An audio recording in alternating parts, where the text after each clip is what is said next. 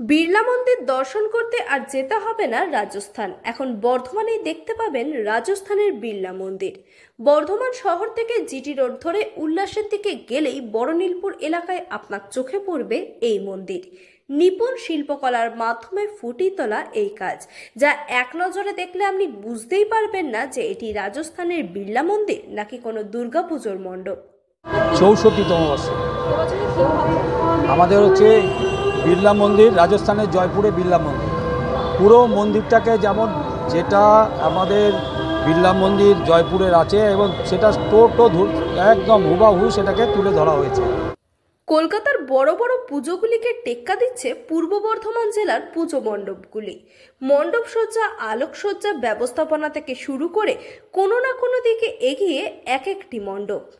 64তম বর্ষে বর্ধমান শহরের লালটু স্মৃতি সংঘের এবছরের থিম রাজস্থানের জয়পুরের বিড়লা মন্দির। কয়েক মাস সময় ধরে কলকাতার শিল্পীরা তাদের নিপুণ শিল্পকর্মের মাধ্যমে তৈরি করেছেন এই মণ্ডপ, যা দেখলে আপনি বুঝতেই পারবেন না যে এটি কোনো পুজো মণ্ডপ নাকি মন্দির। ক্লাবের সম্পাদক জানান, আমরা সারা বছর অপেক্ষা করে থাকি ভালো কিছু উপহার দেব দর্শনার্থীদের। আমাদের এবছরের থিম রাজস্থানের জয়পুরের বিড়লা মন্দির।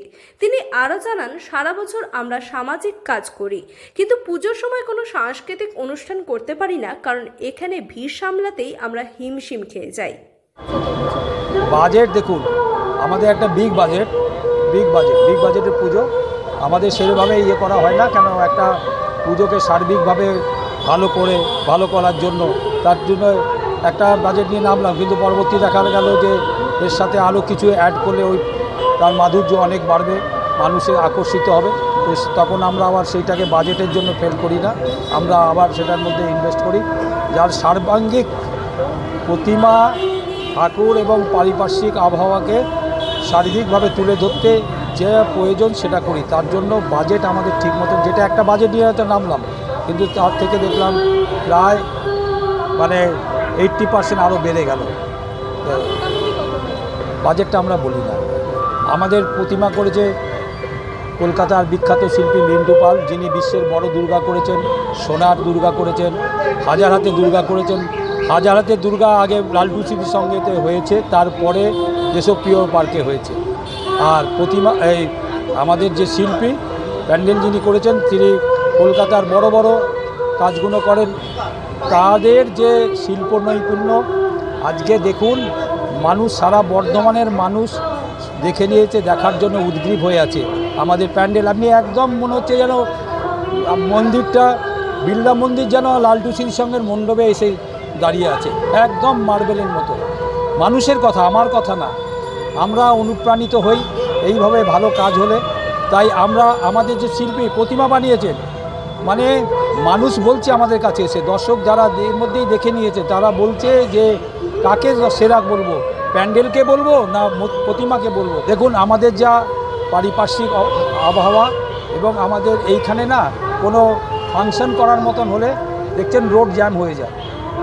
সেই জন্যে আমরা এই পুজোর মধ্যে কোনো অনুষ্ঠান করি না, এর পরবর্তীকালে করি। আমরা মেনলি সোশ্যাল ওয়ার্ক করি। আমাদের সোশ্যাল কাজ বর্ধমান জেলার মানুষ জানে, তাদের কাছে বহু নিদর্শন আছে। তো আমরা পুজো করি, এটাকেও মানুষকে একত্রিত করার জন্য। এটা মনে করি আমরা সামাজিক দায়িত্ব। বিভিন্ন বর্ণের, বিভিন্ন ধর্মের মানুষ এখানে আসে, পাশাপাশি তারা প্রতিমা দর্শন করে, তারা ভালোবাসে।